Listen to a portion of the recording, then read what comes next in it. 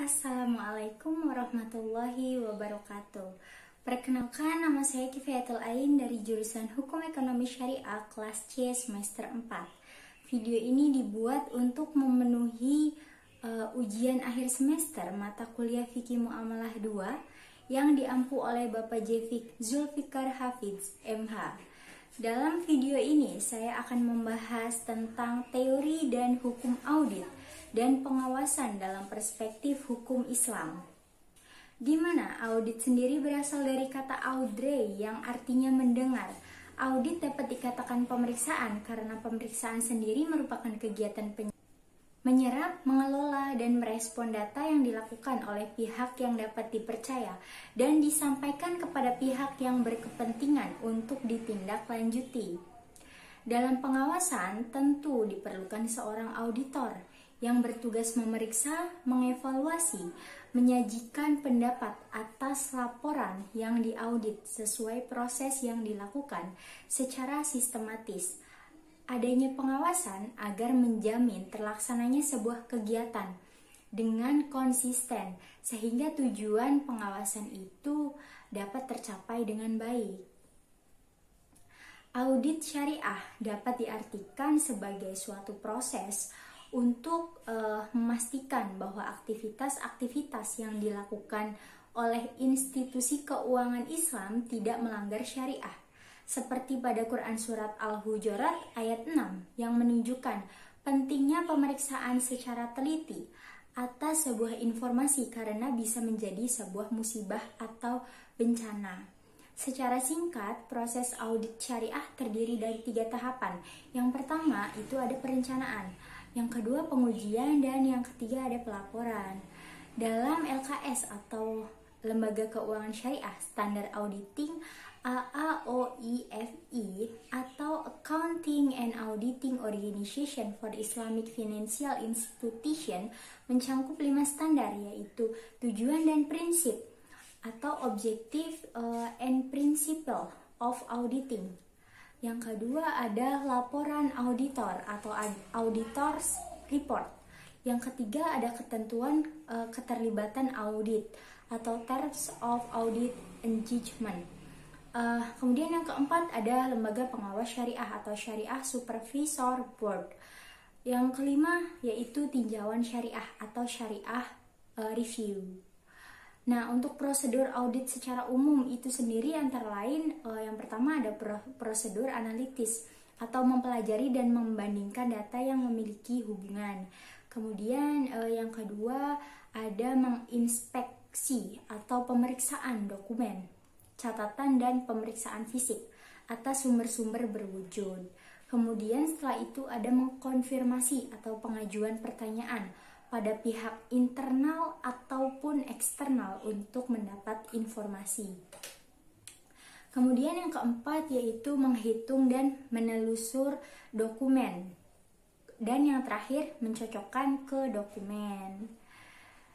Nah, akhir dari audit syariah yang dilakukan oleh auditor adalah memberikan opini atas laporan keuangan yang diberikan oleh pihak perusahaan. Opini yang diberikan apakah segala aspek dalam perusahaan tersebut sesuai dengan standar akuntansi atau tidak. Kemudian dalam setiap kepemimpinan, proses pengawasan atau arikobah merupakan hal yang wajib ada untuk meneliti dan memeriksa apakah pelaksanaan tugas-tugas perencanaan betul-betul dikerjakan atau tidak, dan juga untuk mengetahui apakah ada penyimpangan, penyalahgunaan, dan kekurangan dalam pelaksanaannya untuk kemudian menjadi revisi atau perbaikan ke depannya.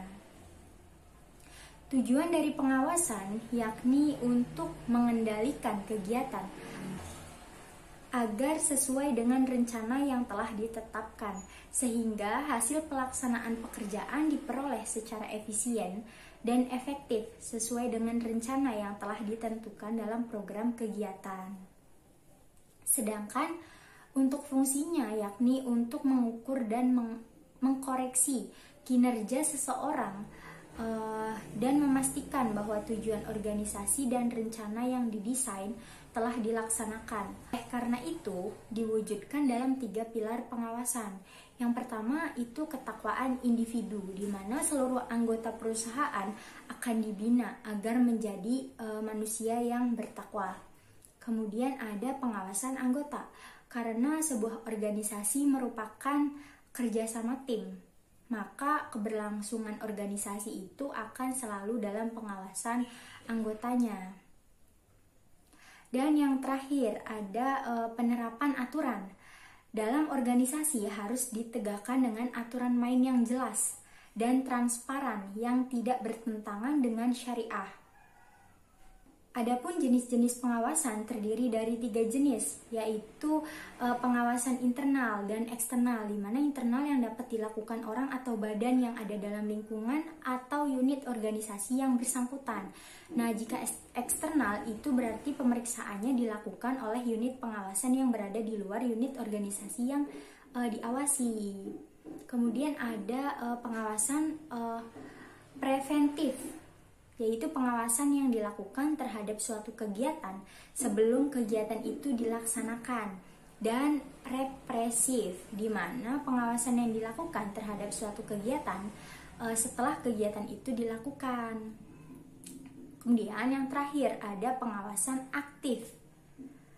Aktif artinya dekat dan dilakukan sebagai bentuk pengawasan yang dilakukan di tempat kegiatan yang bersangkutan. Dan pasif artinya jauh, yang melakukan pengawasan melalui penelitian dan pengujian terhadap surat-surat pertanggungjawaban yang disertai dengan bukti-bukti penerimaan dan pengeluaran. Nah, itulah pembahasan singkat mengenai audit dan pengawasan dalam perspektif hukum Islam. Mungkin sekian penyampaian materi dari saya. Jika terdapat kekurangan dan kesalahan kata, mohon dimaafkan atau dimaklumi. Saya akhiri. Wassalamualaikum warahmatullahi wabarakatuh.